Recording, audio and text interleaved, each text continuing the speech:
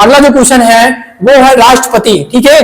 राष्ट्रपति ने क्या किया है इस वर्ष 2024 में क्या किया है, फ्लोरेंस नाइटिंगेल पुरस्कार दिया, ठीक है। आपको पता है कि एक हमारी ब्रिटेन जिसे हम लोग इंग्लैंड जानते हैं ना, एंड नाइटिंगेल जिन्हें क्या बोला जाता है, फ्लोरेंस नाइटिंगेल बोला जाता है। ये एक बहुत ही अच्छे घराने में पैदा होती है, ठीक है। इनका नाम क्या है, फ्लोरेंस नाइटिंगेल। फ्लोरेंस नाइटिंगेल इनका नाम है। ये एक अच्छे घराने में पैदा होती है, ठीक है। ये कहां की थी, ये थी ब्रिटेन या इंग्लैंड की थी, है ना। कहां की थी, ब्रिटेन जिसे हम लोग इंग्लैंड के नाम से भी जानते हैं, यूके के नाम से भी जानते हैं ना। ये एक अच्छे मतलब रिच फैमिली में पैदा होती है ना, रिच फैमिली में पैदा होती है, लेकिन ये उसको पसंद नहीं करती है ना। मतलब ये सोशल वर्क इनको ये पसंद था कि मैं जो गरीब लोग हैं या फिर जो ऐसे लोग हैं जो पढ़ने में या फिर किसी चीज में समृद्ध नहीं है, उनकी हेल्प किया जाए, ठीक है। तो ये क्या करती है, ये बहुत ही अच्छा सोशल वर्क करती है, ठीक है, जिन्हें आज भी याद किया जाता है ना। और इन्होंने लैंड में पढ़ाई किया था। आप लोग लैंड में पढ़ाई करोगे कभी, है ना। तो इनका जो बर्थडे है वो आता है 12 मई को, है ना। कब आता है, 12 मई को इनका बर्थडे आता है, 12 मई को, ठीक है। 12 मई को इनका बर्थडे आता है और इन्हें याद करने के लिए इन्हीं के नाम पर क्या किया जाता है, अवार्ड दिया जाता है, ठीक है। इन्हें याद करने के लिए इन्हीं के नाम पे अवार्ड दिया जाता है। और ये एक नर्स भी थी, ठीक है, पेशे से एक नर्स भी थी, ठीक है। तो ये जो अवार्ड दिया जाता है किस क्षेत्र में दिया जाता है, नर्सिंग के क्षेत्र में दिया जाता है, ठीक है। और हमारे भारत में भी ये नेशनल लेवल का अवार्ड दिया जाता है, हमारे प्रेसिडेंट जी देते हैं, ठीक है। इस अवार्ड को आपसे सेक्टर पूछा जा रहा है किस फील्ड में दिया जाता है ना, तो ये दिया जाता है नर्सिंग के क्षेत्र में दिया जाता है ना। अब हम लोग आगे चलते हैं, नेक्स्ट आगे जो अगला पेज है थोड़ा इन्हीं के बारे में दिया गया है ना। जो हमारी राष्ट्रपति द्रौपदी मुर्मू है, इन्होंने फ्लोरेंस नाइटिंगेल पुरस्कार दिया, ठीक है, 2024 में।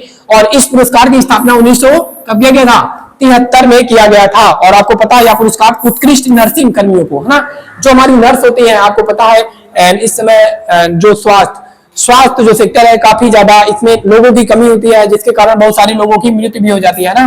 तो हमारे जो डॉक्टर्स होते हैं, नर्स होते हैं, इनका बहुत बड़ा योगदान होता है ना, हमारे भारत के लोगों को स्वस्थ रखने में, है ना।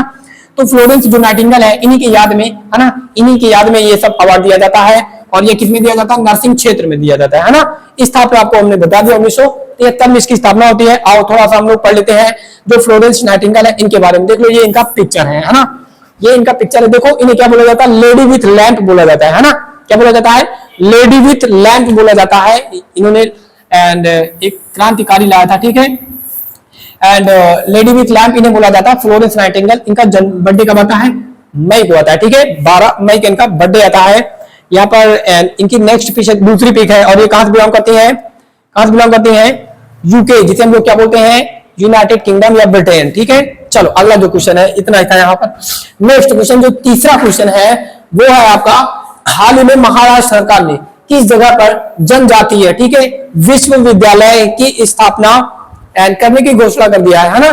एंड जनजातीय, आपको पता है जनजातीय जिन्हें हम लोग क्या बोलते हैं, जिन्हें हम लोग बोलते हैं ट्राइब्स, ठीक है। क्या बोलते हैं, ट्राइब्स बोलते हैं। आपको पता है कि जो ट्राइब्स होते हैं ये सबसे निम्न कैटेगरी के लोग होते हैं ना। मतलब इनका जो स्तर होता है, चाहे वो इकोनॉमिक स्तर हो या फिर एजुकेशन स्तर हो, ये सब काफी डाउन होता है हम लोगों की अपेक्षा, है ना। मतलब ये काफी पिछड़े लोग होते हैं और ये शहरों में न रहकर कहां पर रहते हैं, जंगलों में रहते हैं ना। कहां पर रहते हैं, शहरों में न रहकर ये जंगलों में निवास करना पसंद करते हैं, ठीक है। और वहीं का वेशभूषा सब कुछ वहीं का अपनाते हैं, है ना, जिसके कारण ये काफी पिछड़े लोग होते हैं। इन्हीं को आगे बढ़ाने के लिए, ये काफी पिछड़े लोग होते हैं, इन्हीं को आगे बढ़ाने के लिए हमारी सरकार बहुत सारे योजनाएं भी चलाती है और क्या करती है, बहुत सारा काम भी करती है ना। और यहाँ तक ये भी करती है, इन्हें बहुत सारा आरक्षण भी दिया जाता है सभी चीजों में। लेकिन ये काफी शैक्षणिक रूप से पिछड़े होने के कारण ये उतना ज्यादा गवर्नमेंट जॉब या फिर इन सब चीजों में आगे नहीं बढ़ पाते हैं, है ना। तो सरकार इनको क्या करती है, लगातार इनके लिए बहुत सारे काम करती रहती है ना। और इसी को देखते हुए हमारी जो महाराष्ट्र सरकार है ये क्या कर रही है, किसी शहर में, है ना, यहाँ पर इसके 4 शहर दिए गए, नासिक, पुणे, मुंबई, नागपुर, ठीक है। ये नासिक में, कहां पर, नासिक में क्या कर रही है, एक ट्राइब्स, स्पेशली ट्राइब्स की यूनिवर्सिटी की स्थापना ही कर रही है, ठीक है, जो कि केवल जनजातीय, है ना, जनजातीय लोगों के लिए रहेगा। जनजातीय उसमें क्या कर सकते हैं, पढ़ सकते हैं। आप लोगों को ये भी पता होना चाहिए कि हम जो जनजाति होते हैं इनकी अपनी क्या होती है, भाषा होती है ना, इनकी अपनी भाषा होती है, इनका अपना वेशभूषा होता है ना। वेशभूषा क्या होता है, जो पहनावा होता है ना, ये बिल्कुल हम लोगों से अलग होता है। इनकी लैंग्वेज भी अलग होती है ना। तो क्या हम लोग इनकी लैंग्वेज की तरह, मतलब एंड हमारे स्कूल में क्या ये लोग पढ़ लेंगे? नहीं पढ़ पाएंगे ना। इनके लिए अलग अलग लैंग्वेज का स्कूल बनेगा, अलग वेशभूषा, जहां पर ये अपने पहनावे को, पसंद के पहनावे को पहनकर आ सकते हैं, है ना। नहीं तो हम लोग अगर सपोज दैट हम लोग पढ़ रहे हैं, कोई जनजाति अगर आएगा पहली बार तो हमारी लैंग्वेज ही नहीं समझ पाएगा, है ना। और अगर उसके वेशभूषा को हम लोग देखेंगे तो हंसने लगेंगे, है ना, तो उसको बुरा लगेगा। तो इन सब चीजों को देखते हुए कि इनके लिए अलग कॉलेज की स्थापना अगर कर दिया जाएगा तो ये उसमें क्या हो जाएंगे, इनके फिर सामाजिक, शैक्षणिक, इन सब स्तर को काफी सुधारा जा सकता है। ठीक है, तो ये कौन सी सरकार कार्य करती है? महाराष्ट्र सरकार काम करती है। ठीक है, आपको पता है कि जो संविधान का हमारा एक फंडामेंटल राइट्स है। ठीक है, एंड आर्टिकल कौन सा है? 29। ठीक है, आर्टिकल 29 जो है, जो अनुसूचित जाति और जनजाति है ना, जो ट्राइब्स है, इनके लिए यहीं पर क्या किया गया है? इनके लिए यहीं पर फ्रीडम दिया गया है। ठीक है, कि हमारी जो जनजाति होती है ये अपना प्रशासन खुद बना सकती है, अपनी लैंग्वेज को, अपने जो भी सांस्कृतिक चीजें हैं इनको ये बचा सकती है। ठीक है, एंड ये किस आर्टिकल में दिया गया? ये इनका मूल अधिकार है, आर्टिकल 29 और आर्टिकल 30। ठीक है, चले आगे। अब चलो, अब हम लोग आगे चल रहे हैं। आगे देखो, जिसमें ये लोग पोस्ट ग्रेजुएशन तक शिक्षा प्राप्त कर सकते हैं। ये जो यूनिवर्सिटी जो है इसमें ये कहां तक? पीजी तक कर सकते हैं। ठीक है, और जो हमारे महाराष्ट्र के, है ना, हमारे महाराष्ट्र के जो गवर्नर है, ठीक है, हमारे जो महाराष्ट्र के गवर्नर है उन्होंने इसका क्या किया है? उद्घाटन किया है। ठीक है, अगला जो क्वेश्चन है, चलो हम लोग अगला क्वेश्चन देखते हैं। ठीक है, एंड महाराष्ट्र के जो सीएम है, आपको पता होना चाहिए महाराष्ट्र के जो सीएम है इस समय के कौन है? कौन है महाराष्ट्र के सीएम? एकनाथ शिंदे जी हैं। ठीक है, एकनाथ शिंदे जी हैं, जिन्होंने, एकनाथ शिंदे जी है ना, जिन्होंने किसका एंड साइन, मतलब चिन्ह, चुनाव चिन्ह वगैरह सब ले लिया है। बताओ, इसके पे उद्धव ठाकरे, है ना, शिंदे, जो शिंदे एंड ग्रुप था, है ना, इसमें उद्धव ठाकरे का ये तीर कमान कौन सा चिन्ह है देख लेना। एंड इसका जो चुनाव चिन्ह है वो एकनाथ शिंदे ने ले लिया, जिसके लिए ये सुप्रीम कोर्ट जाके लड़ाई भी लड़ रहे हैं। ठीक है, कौन? एक उद्धव ठाकरे जी, है ना। तो चलो, ये सारी चीजें आपने देख लिया। अब हम लोग चलते हैं नेक्स्ट क्वेश्चन की ओर। एकनाथ शिंदे हमारे महाराष्ट्र के सीएम है। ठीक है, और अगला जो क्वेश्चन है वो है ई गवर्नेंस। ठीक है, हाल में 27वीं ई गवर्नेंस की क्या होती है? बैठक होती है ना। 27वीं ई गवर्नेंस की जो बैठक होती है, एंड ये किस लिए आयोजित किया जाता है? ताकि हम अपने भारत को, है ना, ई मतलब क्या होता है? ई मतलब क्या होता है? इलेक्ट्रॉनिक या फिर इंटरनेट। ठीक है, इंटरनेट के क्षेत्रों में, है ना, कोई भी चीज जो होती है उसको हम टेक्नोलॉजिक रूप में कैसे कर सकते हैं। जैसे शिक्षा इस समय आप लोगों को डिजिटल बोर्ड में दिया जा रहा है ना, जो पेमेंट है वो डिजिटल पेमेंट किया जा रहा है ना। तो ये क्या है? एक ई वर्क है ना, इंटरनेट के द्वारा किया गया कार्य है। ठीक है, तो इसी को और बढ़ावा देने के लिए हमारी सरकार प्रयत्न कर रही है और अच्छा प्रयत्न कर रही है। एंड 1 जुलाई 2015 को हमारी सरकार डिजिटल इनोवेशन मिशन भी शुरू करती है। ठीक है, जिसके तहत हमारे भारत को डिजिटल इंडिया बनाया जाएगा। ठीक है, हमारे भारत को and digital innovation mission, digital India mission. ठीक है, डिजिटल इंडिया मिशन शुरू किया जाता है ना, डिजिटल इंडिया मिशन शुरू किया जाता है, जिसके तहत भारत को डिजिटल बनाया जाएगा। क्या बनाया जाएगा? डिजिटल, मतलब सारे वर्क कैसे किए जाएंगे? इंटरनेट के द्वारा किए जाएंगे, है ना। 1 जुलाई 2015 को डिजिटल इंडिया मिशन शुरू किया जाता है ना। एंड उसी का ये एक वर्क है, आप लोग देख सकते हो।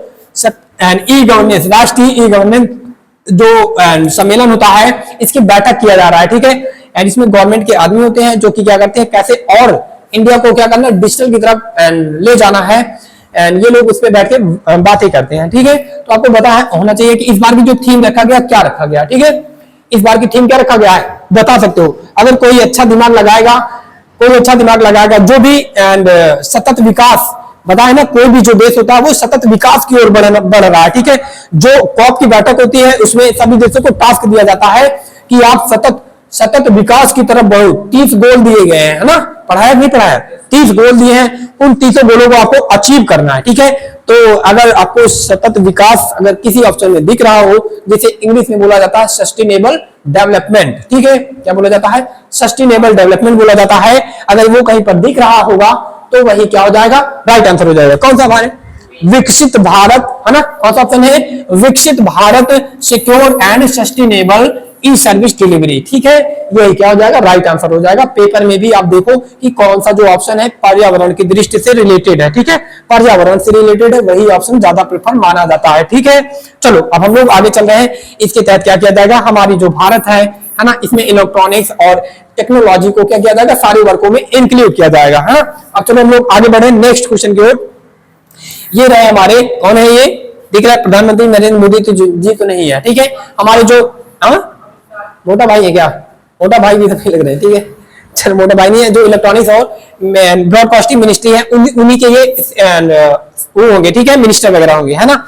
हालांकि पिक्चर नहीं दिखा। ये हमारे कौन है, ये हमारे हैं प्रधानमंत्री नरेंद्र मोदी जी, ठीक है। ये कौन है, ये कौन है, ये है महाराष्ट्र के, अभी हमने क्या बताया, महाराष्ट्र के जो सीएम है एकनाथ शिंदे, ठीक है। यही क्या है, महाराष्ट्र के सीएम है। और ये कौन है, जिन्हें मिनिस्टर ऑफ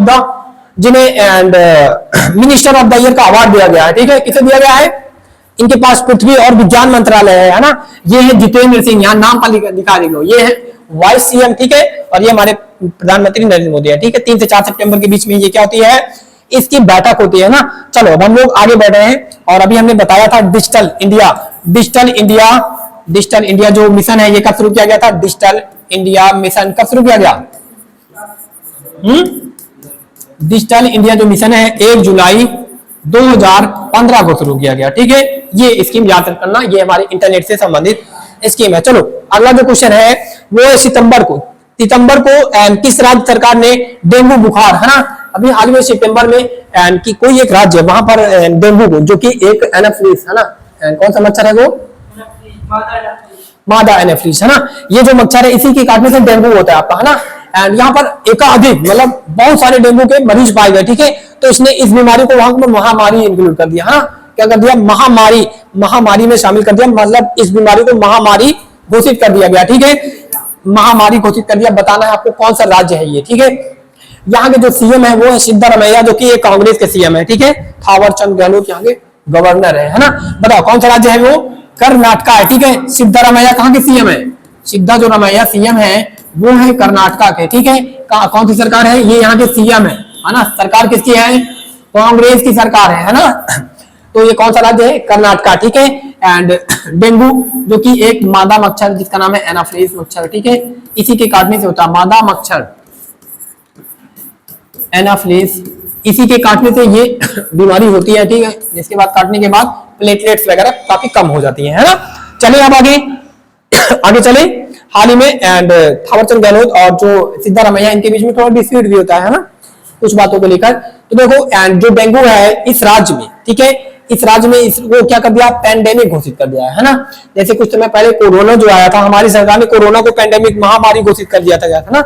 मतलब जब एक ही टाइम पर कुछ ही समय में एकाधिक इतने ज्यादा मरीज पा जाए, हाँ बहुत अधिक मरीज होने लगते हैं, तो उसे पेंडेमिक, उस बीमारी को पेंडेमिक घोषित कर दिया जाता है ना।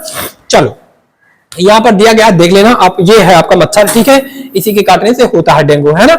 चलो अब हम लोग चले आगे। हाल ही में क्या आती है, एक रिपोर्ट आती है, किसकी रिपोर्ट आती है, एंड ये आती है सर्वश्रेष्ठ देशों की। सर्वश्रेष्ठ देश कौन सा होता है, बताओ आप सर्वश्रेष्ठ कब बनोगे, जब आपके पास सारी चीजें होगी, है ना, वो तब आप सर्वश्रेष्ठ बनोगे।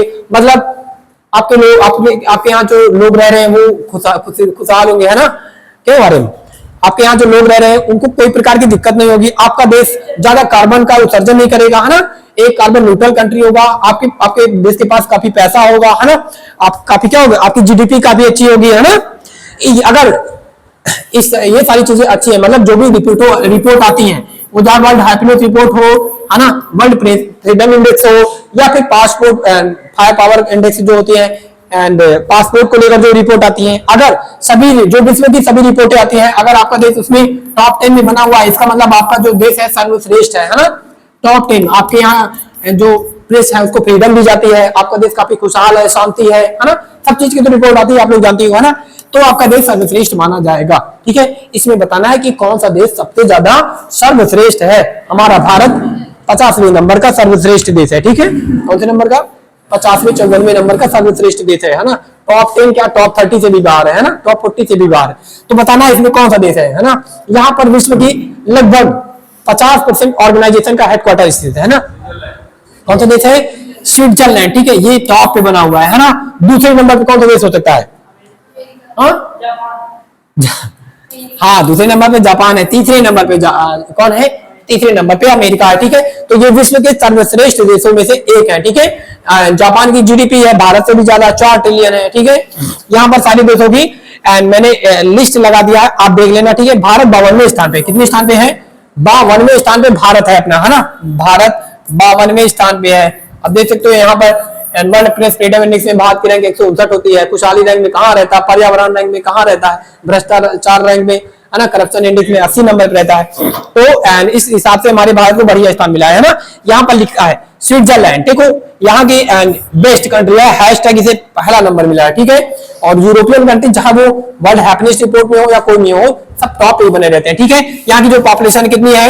यहाँ की जो पॉपुलेशन है लगभग 8 मिलियन है ना, 80 लाख।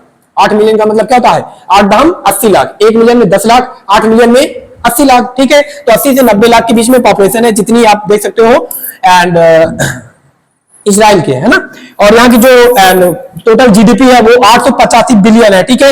लगभग 1000 बिलियन को 1 ट्रिलियन बोला जाता है, अभी 1 ट्रिलियन नहीं टच हुई है ना, 885 बिलियन है। और दूसरे नंबर पे जापान कंट्री, कौन है? जापान, जिसकी जो टोटल इकोनॉमी है वो 4 ट्रिलियन है, ठीक है। कितनी है? 4 ट्रिलियन है, भारत को दुगना समझ सकते हो, है ना। पॉपुलेशन 125 मिलियन है। फिर यूनाइटेड स्टेट है, इसकी जीडीपी हम भी देख लें कितनी है, ठीक है। हालांकि लगा नहीं है, लगभग इसकी जीडीपी 20-30 ट्रिलियन के ऊपर होगी, ठीक है। 20 से 30 ट्रिलियन के बीच में बता रहे हैं, ठीक है। तो अमेरिका जानते हो सबसे ज्यादा पावरफुल देश है, इसके साथ ही इसका जो बजट है जीडीपी काफी ज्यादा है ना अमेरिका की। चले आगे, बाकी यहाँ सारे देशों की सूची लगी है, कनाडा ऑस्ट्रेलिया लाइन से लगे हुए हैं। टॉप 3 याद कर लेना बस, ठीक है, इससे ज्यादा नहीं याद करना है। ये एक फैक्चुअल क्वेश्चन था। अगला जो क्वेश्चन है, चर्चा में रही डिजिटल भारत निधि का संबंध किससे है ना? डिजिटल भारत निधि, ठीक है। भारत निधि, देखो भारत निधि हो या संचित निधि हो या आकस्मिक निधि हो, ये सब भारत का पैसा होता है। क्या होता है? भारत का एक समझ लो अकाउंट होता है ना, जिसमें से सरकार पैसा निकालती है और खर्च करती है अपने कामों के लिए, है ना। तो संचित निधि है, जो आकस्मिक निधि है, इसमें अगर निकालने से पहले संसद से क्या करना पड़ता है? परमिशन लेनी पड़ती है। लेकिन ये सब जो निधि अपने से बना रहे हैं ना, अपने से बनाई हुई निधि है, तो सरकार के द्वारा अगर बनाया हुआ खाता तो वो जब चाहे तब पैसा निकाले, है ना। जिसके लिए बनाई गई उसी के लिए पैसा निकाला जाता है। डिजिटल का मतलब होता है टेक्नोलॉजी के लिए खर्चा किया जाएगा, है ना। तो बताना आप लोगों को ये किससे संबंधित है, ठीक है। किसान से संबंधित है, तो किसान और टेक्नोलॉजी का कोई काम नहीं है, ठीक है। शिक्षा में डिजिटल को बढ़ावा देने के लिए, एजुकेशन तो यहाँ पर बात ही नहीं हुई है, ठीक है। महिलाओं को डिजिटल रूप में, महिला का कोई बात नहीं हुई है, ठीक है। ये टेलीकॉम कनेक्टिविटी से संबंधित है। अगर टेलीकॉम कनेक्टिविटी अच्छी होगी तो आप डिजिटलीकरण करने में आपको आसानी होगी, ठीक है। अगर आपके पास अभी अच्छा नेटवर्क ना हो तो क्या आप कितना डिजिटल वर्क कर लोगे? इंटरनेट यूज कर पाओगे? नहीं कर पाओगे। 1G 2G तक कितना इंटरनेट यूज कर लेते थे? एक पिक्चर, एक वीडियो डाउनलोड करने में कहो 2-2 3-3 घंटा चला जाता था, ठीक है। तो टेलीकॉम कनेक्टिविटी और नेटवर्क होना ये काफी इंपॉर्टेंट है ना, ये काफी इंपॉर्टेंट। अगर यही नहीं रहेगा तो हम लोग डिजिटलीकरण में आगे नहीं बढ़ पाएंगे। तो सरकार इसी को बढ़ावा देने के लिए, ठीक है, क्या कर रही है? डिजिटल भारत निधि, ठीक है, इसी से संबंधित है, ठीक है। एक खाता या बजट बना रही है ना। आपको पता होना चाहिए टेलीकॉम को रेगुलेट करने के लिए, टेलीकॉम को रेगुलेट करने के लिए हमारे भारत में एक संस्था है, उसका नाम आपको बताना है। इसका नाम बताना है। कुछ समय पहले अनिल लोहाटी इसके क्या बने थे? सीईओ, सचिव के पद पे थे, ठीक है, अध्यक्ष के पद पे थे। आपको बताना है कौन सी संस्था जो टेलीकॉम को रेगुलेट करती है, ठीक है। जो जियो बीएसएनएल ये सब है, 1 GB बोल के आपको 1 GB क्यों देते हैं? क्योंकि इसके ऊपर भी संस्था बैठी है, चेक करती है कि 1 GB बोल रहे हो डाटा दे रहे हो या भी नहीं दे रहे हो, ठीक है। नहीं तो आप जान सकते हो कि आपके पास कोई टेक्नोलॉजी है कि 1 GB बोल के आपको 200 MB या 100 MB दे रही है, और पता कर लो, नहीं है ना। तो इसके लिए सारी ऊपर संस्थाएं बैठी रहती हैं, जिसके कारण वो लोग भ्रष्टाचार नहीं कर पाती हैं, ठीक है। आपको 5G बोल के 5G नेटवर्क ही देती है, 2G नहीं देती है ना। इसके ऊपर बॉडी बैठी रहती है, ठीक है, सीनियर बैठे रहते हैं गवर्नमेंट के। अगर ऐसा कोई भी काम होता है तो उनके ऊपर पेनाल्टी लगाई जाती है, ठीक है, पनिशमेंट लगाया जाता है, पेनाल्टी लगा दिया जाता है, ठीक है। इसीलिए फेयर मतलब सारी चीजें इलीगल नहीं किया जाता, कानूनी रूप से सारी चीजें सही किया जाता है, जो बताया जाता है वही किया जाता है ना। तो इसके ऊपर एक बॉडी बैठी हुई है, तराई, क्या बैठी है? तराई करते हो ना आप। सूखा अगर सूख जाता है कुछ चीजें तो तराई करते हो, तराई से याद कर लेना। Telecom regulatory authority of India, ठीक है, ये क्या करती है? हमारे टेलीकॉम सेक्टर को रेगुलेट करती है, ठीक है। ये रहा आपका ब्रॉडबैंड वगैरह लगा हुआ, देख लेना, ठीक है। आगे 2015 में इसे लॉन्च किया गया। डिजिटल जो इनोवेशन मिशन है, ये कब लॉन्च किया गया? डिजिटल इंडिया मिशन को ये 2015 में लॉन्च किया गया था। अभी हमने जस्ट बताया आप लोगों को, है ना। ये रहा डिजिटल इंडिया मिशन है, इसके तहत क्या क्या किया जाएगा? देख लेना। फास्ट इंटरनेट क्या किया जाएगा? हमें फास्ट इंटरनेट प्रोड्यूस किया जाएगा, ब्रॉडबैंड की सुविधा दिया जाएगा, है ना। और क्या किया जाएगा? हमारे देश को एक क्रांति सेवाओं में, इलेक्ट्रॉनिक्स क्रांति में क्या किया जाएगा? बहुत आगे ले जाया जाएगा, ठीक है। भारत को इलेक्ट्रॉनिक क्षेत्रों में आत्मनिर्भर भी बनाया जाएगा, है ना। चलो आज की क्लास होती है कवर। एंड आज की क्लास बस यहीं तक, मिलते हैं अगले नेक्स्ट दिन, और उसके बाद तब तक